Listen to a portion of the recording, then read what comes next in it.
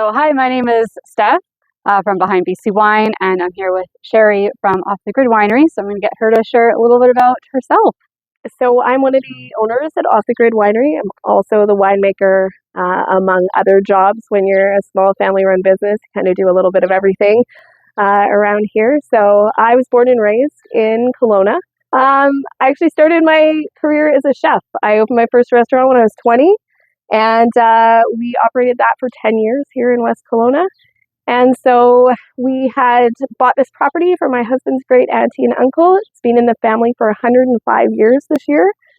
And it was a peach orchard. So we decided to replant to grapes, but just to sell to other wineries. We never planned on opening this up maybe as a retirement thing. So it kind of things progressed and changed. And when we decided to open the winery, everybody thought that being a chef would be a good transition to being a winemaker. I mean, I did love wine and food and all that, but it was really interesting to go back to school, go through that process. So I've been a winemaker for 10 years, and I have only ever made wine here. So all my studies are completely organic and biodynamic winemaking, and that has kind of been our whole practice here from the start. Welcome to Behind BC Wine. We are at Off the Grid and so excited to share everything going on behind the scenes here. Be sure to subscribe to our channel, Behind BC Wine, and hit the bell so you get all of our updates. Let's get started and check out everything they have to offer here. So our building's built out of straw bales, which are a complete waste product. Super good for insulation. We have 6 kilowatts of solar that you can see is facing directly south that power the building. So we're net metered in the end. We'll put power in when it's sunny, pull power out when it's December or January, when we're closed. And then a living earth roof on the north side of the building where obviously you can see the goats can go up. You can share what you grow on the property. Sure. So this vineyard block here is Gewürztraminer. Down below that little vineyard is Nebbiolo. And then these grapes are actually table grapes. They're Sovereign Coronation. And so they are, we've made wine with them once, but only once. So they're table grapes. You know, it's called a goat rodeo. It's a wine that's on the shelf in the shop now. So really grapey. Like that was about it. So not a lot of complexity. But like Welch's grape juice. So we did a blend with it, with a wild ferment Pinot Gris, and it balanced it out well. It's kind of something fun and different to taste. We planted these vines 17 years ago. They're Gewürztraminer. We planted them really so they're going to grow well here in this area because Gewürztraminer grows well in Germany, same temperate climate, and that's what we have in the central Okanagan, whereas in Oliver or Suyas, they can grow some deeper reds because they get a lot longer growing season and it's hotter. Mm-hmm. Although it does get hot here. Yeah, it can during the day. Yes. So you're going to see this. January this year was not kind to us. You're going to look here and see our old vines. We had 100% top death throughout the entire vineyard, everywhere in the Okanagan. We have about 7% plant death, which is not terrible. I'm going to let these little guys grow all the way up to here.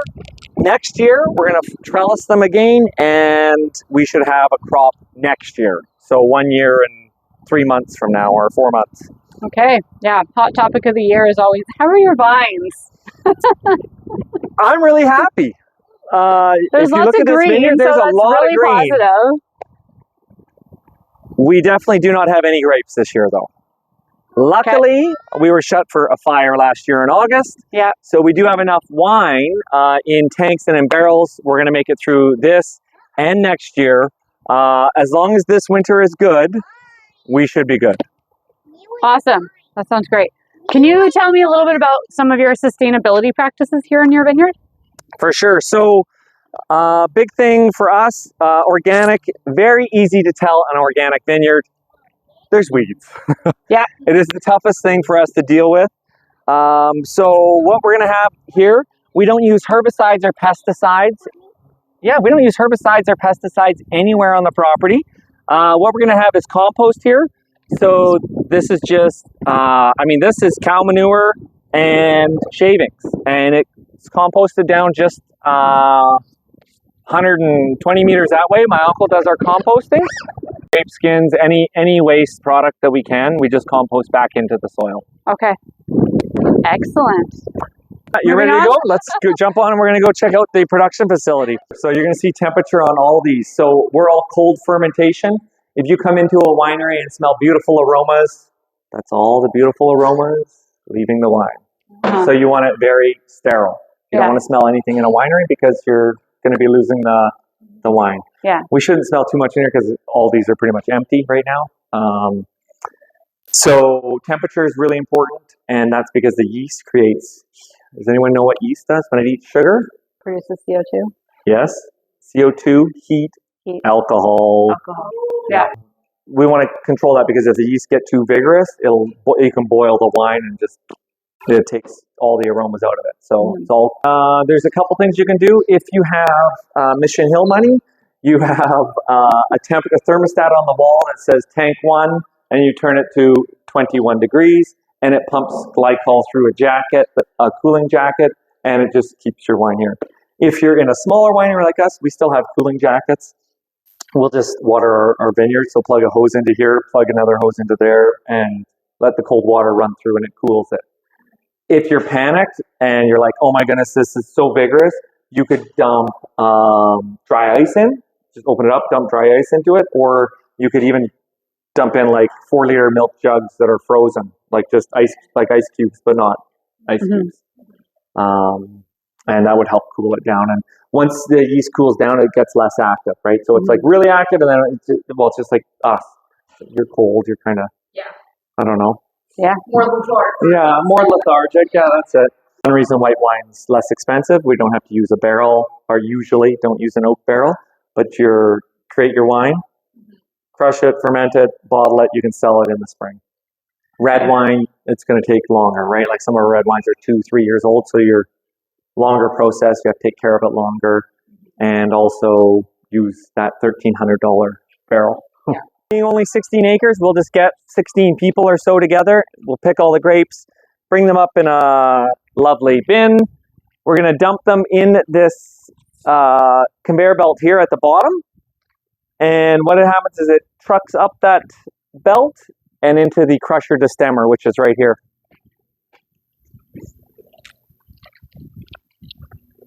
This is one of the most expensive. So this was $20,000. Piece of equipment that we bought, yeah, and it's just a conveyor belt. So, Okay. So the winemaker usually will stand right here, or someone will sort. For us, it's the winemaker, so she'll sort if she doesn't see a bunch of grapes she likes. She tosses them and watches them come up here. Crusher destemmer, grape bunches will drop in there, and what that machine's going to do is actually shakes them off the vine. The grapes are going to drop straight down into that press. And then the vines are going to shoot out to the right, or the stems, I should say. This is a pneumatic press. This is like the Toyota or the old diesel of the industry. It's German. They're about $20,000, $25,000, and they're everywhere. They run forever. Fantastic for a small winery. You can buy presses up to infinity. I mean, 500,000, $1 million, like it's easy to get there. Do you want to share a little bit about how you manage your vineyard and just some of the practices that you do from, all winter into summer and then harvest when we're normally harvesting? Sure. So tucking is something we would normally be doing right now. We would just be doing it not from the base. Actually, all of these suckers that are coming out, we would spend all year removing those and being frustrated that they were there. Outside of this year, where we're happy that they're there. So this plant here, we actually have a couple of buds coming from the heads.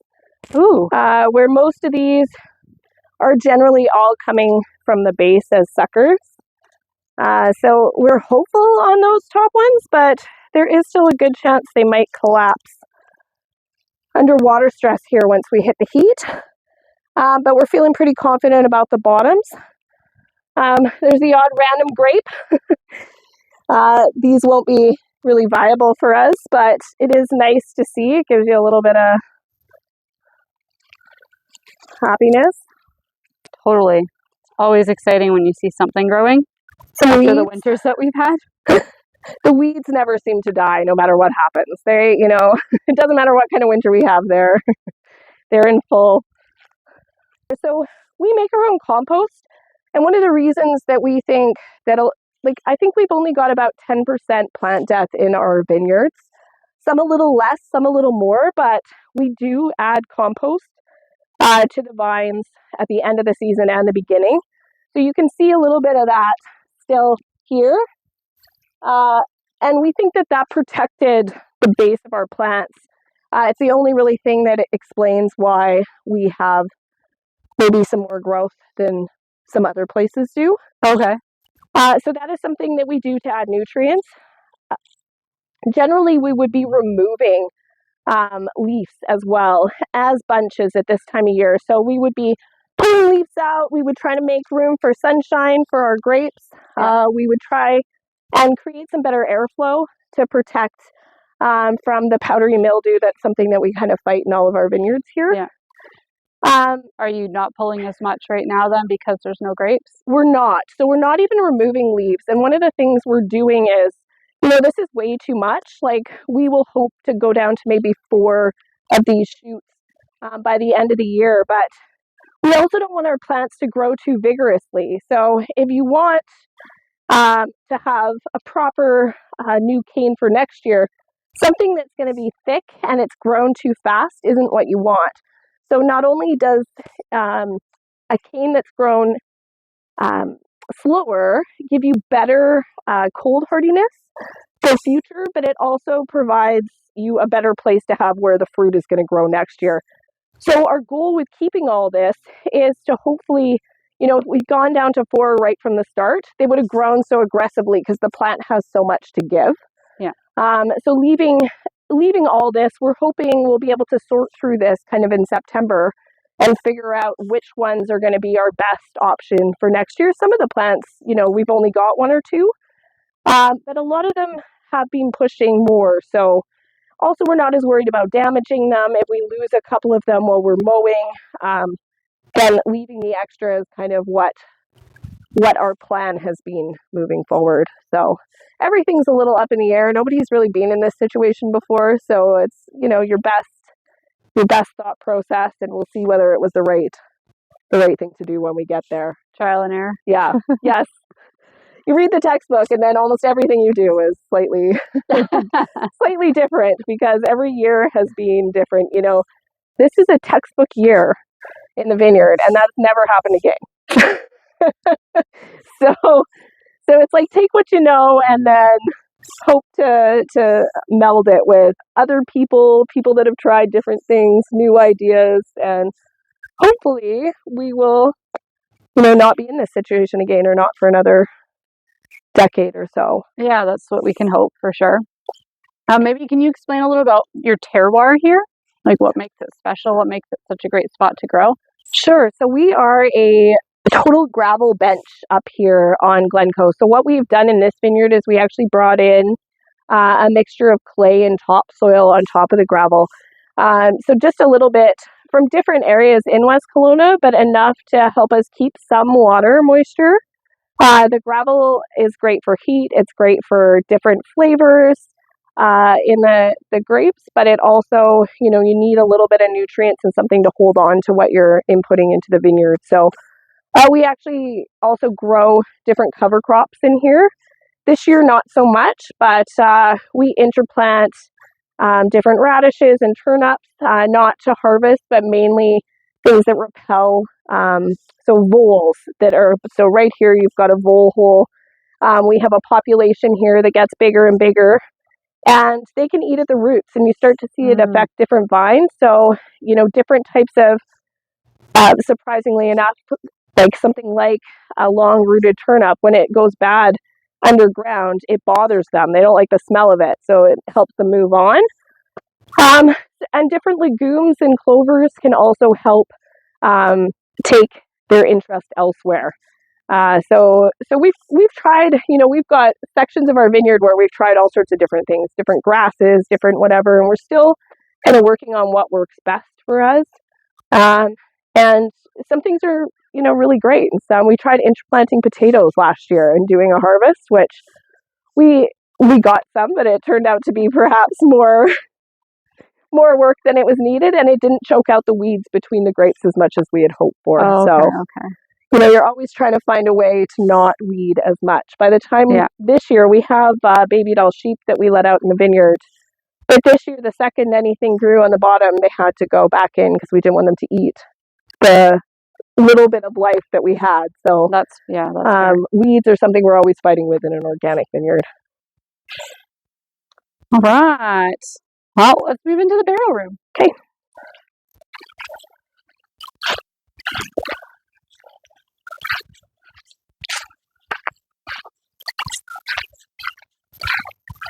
Off the grid, we are an organic winery. Our production, our vineyards are certified, and we're kind of transitioning even into biodynamic winemaking. So everything that we're trying to do here is show the best version of the grape for that year. So fruit forward, wines that are maybe a little more interesting. We do natural ferments quite often, skin contact white wines.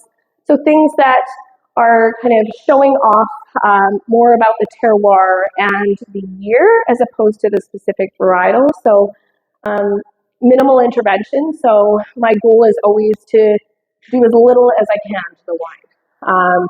So in the way of moving it, additives, that kind of thing, using Mother Nature as much as we possibly can when it comes to making wine. So our wines are premium, they're small lot. We do only do oak aging for our reds in barrel, as well as all of our whites are stainless steel for the most part. We do have a barrel Chardonnay here and there, but only on a really good year. So the idea is just to kind of see what we have, and whatever that year is showing us is what we are going to do for that grape. So you go into the year with the best plan, and then it usually is totally changed by the time you get to harvest. Yeah. So then it sounds like your wines probably aren't the same flavor every year. Like they're going to have different variations depending on what the growing season was like, right? Totally. Yeah. So that is the nice thing about being a small winery where we pretty much sell all of our wine out of our tasting room is, I have the ability to change every year. It's not like people are going in and expecting the Pinot Gris to be the same. Mm-hmm. We are talking to the customers so we can say to them, hey, like this year is sweeter because of this, or this year is a little more terroir driven because of it's a wild ferment or that type of thing. And then they realize, okay, this wine is special. It is the way it is for this year. It doesn't mean I'm going to like next year. So, or that I'm going to, it's going to be the same. So you need to come and taste and know. Most of our wine club members love like the difference of the wine. So they're the ones that are kind of like bought in. They don't mind the change of the seasons. And skin contact white wine, like orange wines, that type of thing is also dependent on how healthy the fruit is that year or when ripeness hits, depending on the skin. So you can't predict that. And you can't predict flavors when you are not necessarily using a commercial yeast to make your wine. It is also dependent on what is occurring in the vineyard, what's occurring in the area, what the biodiversity is on the property at that time when you make that wine. Makes for some very unique vintages that you just can't replicate again. Right. So that's kind of interesting too. Yes. Sometimes people come in and they're like, I love the 2018 Pink Pinot. And you're like, well, sorry, if you love this one, you should buy more. Basically, if you love that vintage, get more of it. Yeah. Because it's not coming back the same. Totally. That's interesting. Yeah. Yeah, so a lot of our wines are like that. We do we grow traditional grapes. So, it's not that a Gewürztraminer doesn't taste like a Gewürztraminer. It's just if it has been fermented on its skins, it might have more spice, might have more complexity, but it'll still have those things that, everybody's used to and loves about that type of wine. So the goal of the wines I make is not for you to necessarily notice that they're different. It's to be able to have a wine and say, oh, I really love this Pinot Gris, and not be like, oh, this is really out there because it was made organically or different. So it's fun to be able to tell customers, this is what we've done, and this is why this wine tastes this way, as more of an educational thing. I think people are becoming more and more aware of what they're putting in their body, and how much maybe you don't want to have additives going into things. You don't want as much preservative. You don't want that kind of thing. So it's fun for us to be able to explain why we're doing things the way we're doing and why it's better. I would say it's wine you can feel good about drinking. So that's what I tell myself anyway. When I think there is 300 members of the Paynter family within walking distance from here. So, yeah. Yes, lots of different farmers. These are cousins next door. So we grow our Zweigelt and Riesling on their property. You can get a view of some of the compost piles there. We'll do the circle.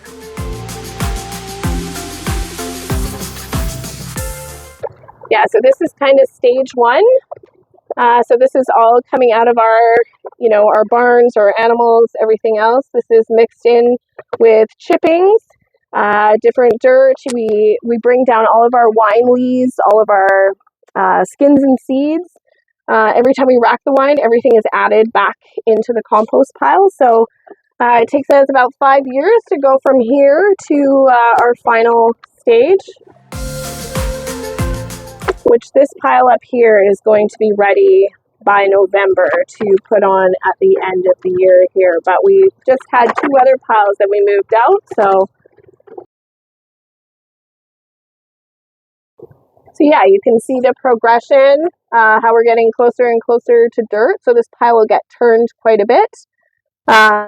There's some winter barley grown on it as well to add some natural nitrogen and that type of thing. So it's being turned in there, and these steam all winter long. It looks like a volcano going as they create their own heat and make the compost we need. But here's kind of some different versions of where we're at with different stages of this. Very interesting. Sustainability seems to be like a really big thing going on right now too. Definitely. I think all of us want to be able to manage our own inputs, our own products. Like it's another thing to know exactly what you're putting in your wine. For me, like being a chef, it's enjoyable to make food from start to finish and know exactly what's going on. But, you also start to get aware of all the different additives and things that are in our food that you wouldn't suspect. So when you get to this point where you get to make your wine and do everything from the very beginning to the very end, and every ingredient that's touched it, you are the only one that's done, you've made a product that you can be super proud of and that has totally come from, an expression of your land, your family, kind of your heart and what you wanted to show. So having control of every aspect is a lot of work, but it also is a lot of satisfaction. So how many animals do you guys have? If you add it up, we have 11 goats and only 6 sheep right now. We have quite a few chickens, turkeys, rabbits. It kind of changes from time to time. We breed sheep here. We haven't for a couple of years, but the goal is to increase our flock to a fully manageable size. But most of the goats have been rescued, so we take them when somebody really needs us to take their goats in. And same with rabbits and chickens, we take a lot of those in, but it comes and goes depending on the need and the time of year type thing. There is a lot of really cool things going on, not only behind the scenes, but in front of you at Off the Grid Winery. So we hope that you're going to come and visit them in West Kelowna on your next wine trip. Thanks for watching. Be sure to subscribe to our channel. Cheers!